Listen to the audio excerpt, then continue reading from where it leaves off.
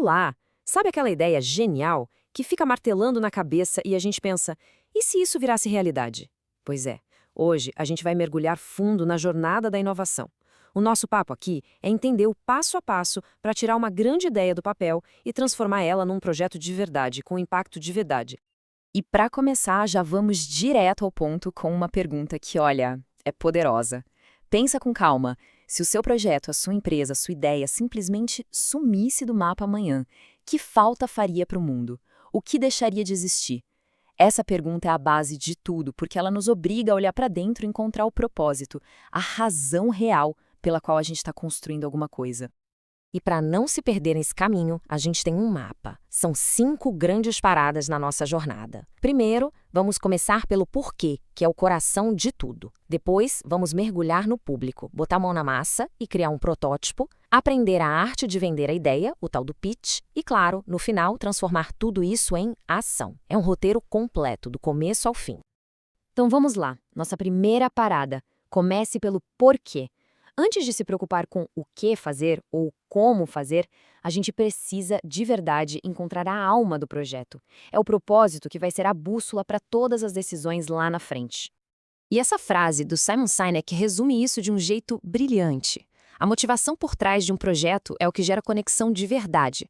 As pessoas não se conectam com o produto em si, mas com a causa, com a crença que ele representa. É isso que inspira, que engaja, que faz alguém escolher a sua ideia e não outra.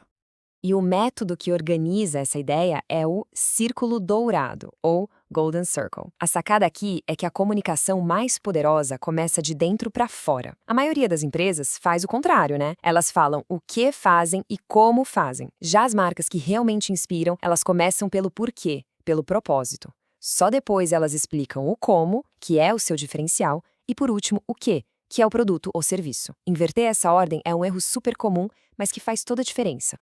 Bom, com o nosso porquê bem definido, o próximo passo é sair um pouco da nossa cabeça e olhar para o mundo. É hora de entender para quem a gente está fazendo tudo isso.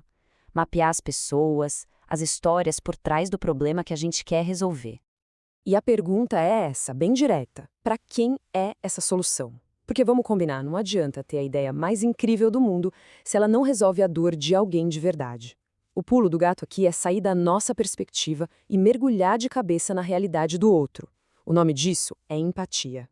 Uma ferramenta fantástica para isso é criar o que a gente chama de personas. Pensa nelas como se fossem avatares do seu cliente ideal. E atenção, não é um personagem que a gente inventa do nada, viu? São representações baseadas em dados reais de comportamento, de desafios, de sonhos. É literalmente dar um rosto, um nome, uma história para o seu público. E para ficar bem concreto, vamos conhecer o Jorge. Ele tem 23 anos, acabou de se formar em administração e está naquela luta para entrar no mercado. A dor dele é a frustração, a dificuldade de achar uma oportunidade. A necessidade? Simples. Uma ponte que conecte a formação dele com o primeiro emprego. Quando a gente cria o Jorge, a gente para de falar de um público-alvo genérico e começa a pensar em resolver o problema de uma pessoa real. Muda tudo. E para ir ainda mais fundo, a gente usa o mapa de empatia. É uma ferramenta visual que ajuda a gente a se colocar de verdade no lugar do Jorge. O que será que ele pensa e sente todo dia? O que ele ouve dos amigos, da família? O que ele vê na internet que o influencia? Quais são as dores mais profundas dele e o que ele realmente enxerga como uma vitória? Mapear isso, nossa, muda completamente a nossa visão do projeto. Beleza. Propósito claro, público mapeado. Agora a gente chega na fase de materializar a coisa toda. Vamos falar de como a gente transforma uma ideia abstrata em algo que dá para ver, tocar, testar, o protótipo. Mas antes de sair construindo, é fundamental ter essa mentalidade que vem dessa frase do Uri Levino, o criador do Waze. Prototipar não é sobre construir a solução final de primeira. É um processo para a gente testar, aprender e, principalmente, validar se estamos no caminho certo para resolver o problema. O foco é sempre o problema. E essa prototipagem pode ter vários níveis, sabe? No extremo, a gente tem os protótipos de baixa fidelidade. Pensa num desenho, um rascunho num guardanapo. Eles são super rápidos, baratos e perfeitos para validar a ideia geral.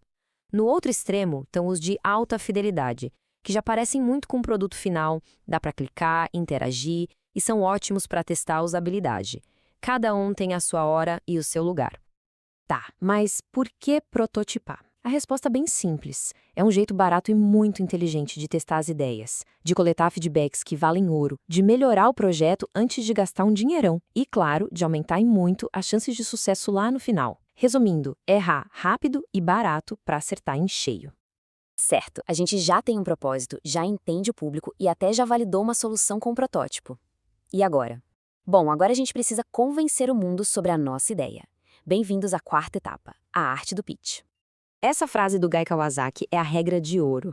Não adianta nada ter um projeto genial e usar um monte de palavra difícil se quem está ouvindo não entende o valor daquilo. Clareza e conexão são muito mais importantes que qualquer termo técnico. O objetivo não é só falar, é fazer com que as pessoas entendam e principalmente se lembrem do que ouviram. E existe uma estrutura que funciona muito bem para um pitch. São 4 passos. Primeiro, comece com o problema, a dor que existe no mundo. Depois, apresente a sua solução de um jeito simples e inspirador. Em seguida, mostre o mercado, ou seja, o tamanho dessa oportunidade.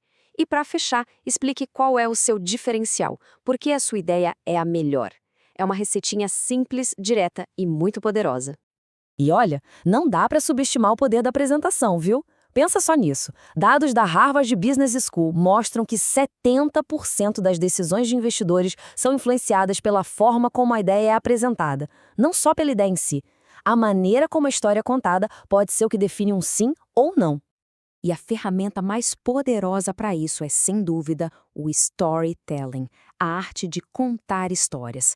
Esse gráfico aqui, baseado em estudos de Stanford, é impressionante. Uma história é 22 vezes mais memorável do que um fato ou um dado solto. 22 vezes. É muita coisa. Então, se o objetivo é que a sua ideia grude na mente das pessoas, conte uma boa história. Chegamos à nossa última e decisiva etapa, a hora de concretizar. É o momento de transformar a ideia, que já foi validada e bem comunicada, num plano de execução bem claro, com começo, meio e, bom, próximos passos. Eu gosto demais dessa frase do Tony Robbins. Um plano de ação é isso mesmo, a ponte que conecta o sonho com a realidade. É o mapa que traduz uma boa intenção em tarefas concretas, organizadas e, o mais importante de tudo, com um prazo para acontecer. E para construir um bom plano, a metodologia SMART é uma mão na roda. Ela garante que as metas não fiquem só no campo dos desejos. Elas precisam ser específicas, ou seja, o que exatamente, mensuráveis, como eu sei que alcancei, alcançáveis, isso é realista, relevantes, isso importa para o meu objetivo maior, e, finalmente, temporais, qual é o prazo final. Essa estrutura transforma objetivos vagos em um plano de ação claro e que dá para acompanhar. E no fim de toda essa jornada, que parece bem técnica e estratégica, a gente volta para o começo de tudo, a conexão humana. Como nos lembra a genial Maya Angelou, o impacto de verdade não está nos números nem nas funcionalidades, está na emoção, na forma como o seu projeto faz as pessoas se sentirem. No final das contas, tudo volta para o porquê. E fica aqui a reflexão final para a gente. A gente passou por todas as etapas, do propósito à ação. Mas a grande verdade é que boas ideias sozinhas não mudam nada. Elas precisam de execução, de estratégia e, acima de tudo, de coragem para ganhar uma voz. Então a pergunta que fica no ar é: a sua ideia está pronta para encontrar a voz dela?